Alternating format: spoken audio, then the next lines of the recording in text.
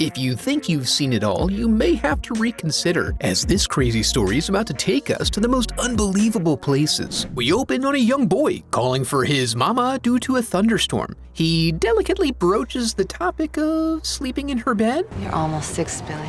Why can't you act like more of a man, boy? In fairness, he does tell her that they come for him in the dark. As a consolation, she does a quick monster check and then gets back to her me time downstairs, as young Billy drifts off to sleep, but then wakes up shortly thereafter with the sense that there's a presence in the room. Some strange phenomena has him calling for his mommy and pulling the covers over his head as something unseen crawls around outside. Whatever it is waits until he's bored enough to pop out again, and then it drags him under. Flash forward 19 years to the big city. We watch Julia just dominating the mean streets on her single speed and learn via answering machine exposition that she's a well-liked, intelligent woman about town. She takes a break from her dissertation to grace Paul with her presence at their favorite grunge bar. He uses the old push-pull flirting technique, complimenting her a little and then putting her down a little just to keep her intrigued. She then goes hard on the pool table, winning a double or nothing single pocket bet, an obvious precursor to boudoir shenanigans. Unfortunately, they get back to Paul's place to find his burnout stoner friends straight chilling on the couch. They push through this, but then are interrupted by a call. Julia is too important not to answer, but finds out it's just her old friend Billy, looking for a shoulder to cry on. She goes to him, but Paul makes sure that she's aware that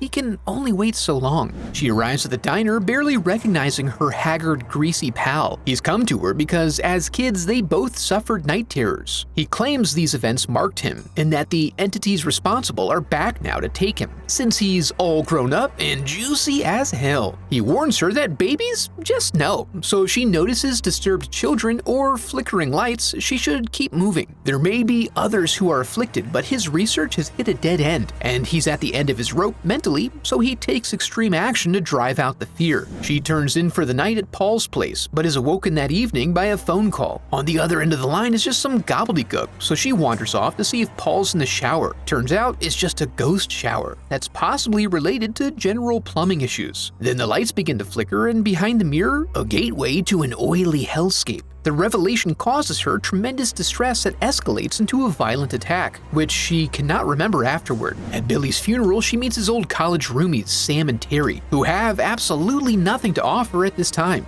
Well, you know, he was taking Prozac. I guess it didn't work. Let's take it easy. So she heads upstairs to peruse Billy's research and battery collection. Terry joins her here to try to smooth things over by revealing that they connected with Billy at school due to also having a history of childhood night terrors, the thread that binds them all. On the way home, Julia's spoken word jam mix starts skipping. Did like tiny silver beads and counted before sleeping.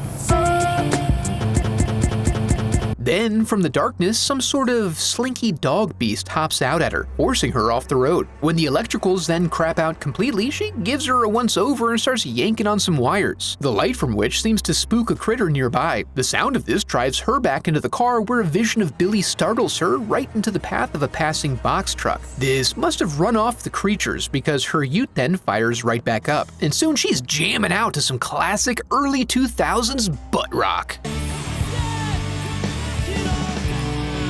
She gets to Paul's place before he has a chance to put up his mature facade, and it pisses her right the hell off to see him drinking with the boys. I mean, it's not even Saturday. She tries to relay her trauma about possibly hitting something, but she's not sure what, and causing unknown damage to her car. Maybe. But he points out that he's been pulling dead bodies out of mangled vehicles all week in the real world and deserves to blow off some steam. Later, Terry and Sam swing by to drop off Billy's diary to see if Julia can make any sense of it. It's mostly just ramblings about strange somethings that lurk in the dark due to their fear of the light. It's also revealed here that they've all been having recurrences of their night terrors since Billy's passing. Julia brushes this off as a natural reaction to the stress, but recognizing that Julia doesn't remember the severity of what they went through, Terry tells the story of the time she woke up from a childhood night terror to realize the demon she had stabbed in the ass was actually her dad, who she stabbed in the eye. So these feelings returning is no small thing. Looking to reconnect with this, she goes to visit Dr. Booth. her old childhood therapist. He drops some basic info about night terrors for our benefit, since Julia is completing a dissertation in psychology, and suggests recent stresses may be causing her flare-up. Since he don't give away the goods for free, he suggests an official follow-up session to work through this. Once home, Julia heads to the dark, dank storage basement of her building to retrieve a box and sidestep a creeper. Meanwhile, we circle back to Sam making art, I guess, while Terry sits on the couch picking at her weeping leg wound.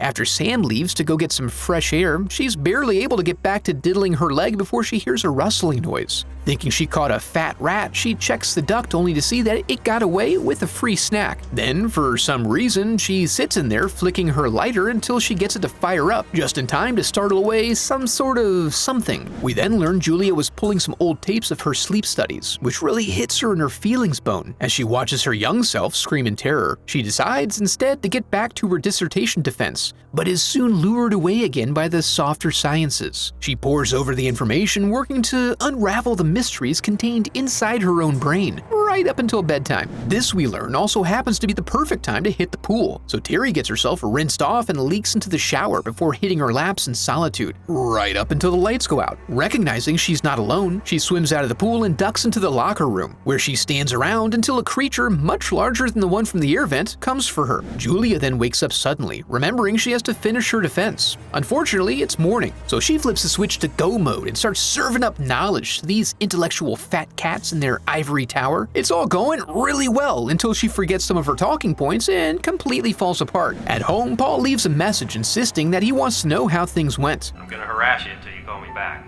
Classic Paul. So when the phone rings again, she jumps right up to grab it, but is surprised to hear Sam. He invites her to what is now his bachelor pad and lets her know that Terry has gone missing. In response, he's been devouring Billy's old diary and says that Billy thinks he was taken to their world and marked as a child. The reappearance of the mark coincided with their return. He suspected they were tracking him in some way and pulled a foreign object from his wound. Now Sam has a mark that's similar to Terry's mark, and your boy is scared. Later at her session, Julia tries striking up a casual conversation with a child.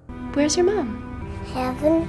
And she learns a valuable life lesson. Sarah confirms she's also aware of some unknown entity coming for her to eat her, and only light seems to keep they away. Julia reveals these learnings to Dr. Bloom, insisting this is not emotional trauma, it's a true physicality. But he suggests she work through the case as a professional, and she basically does his job for him, unraveling the constructs in her mind that make her the way she is. She then submits to a brief exam from Paul to verify if she has a mark that's emerged. When nothing is found, she goes ahead and lets her guard down a little. Back at the studios, Sam starts hearing noises, and we watch as the heat wafts up to pop his sprinklers. He thinks better of rushing out, which is smart because there's a monster approaching from the hallway, and looking for an alternative, he gives up a good thing with the window and instead uses the elevator, which ends up being a Final Destination style death drop to the bottom. He survives this, but is not spared. Then, after some mediocre sex and a fresh humiliation, Julia heads home, where she discovers from the news that the city is suffering from a series of rolling blackouts. They seem to be already affecting her in her apartment, localized inside her closet, where she peers in to find that she has a monster problem. After running out and entering a sketchy bathroom, she realizes she never checked past her hairline. Sure enough, there's a sore there, and following the hints from Billy's diary, she gets up in it to see what she can find. And Yahtzee, she pulls out a tracer, which they don't seem to actually need to locate their prey. So there.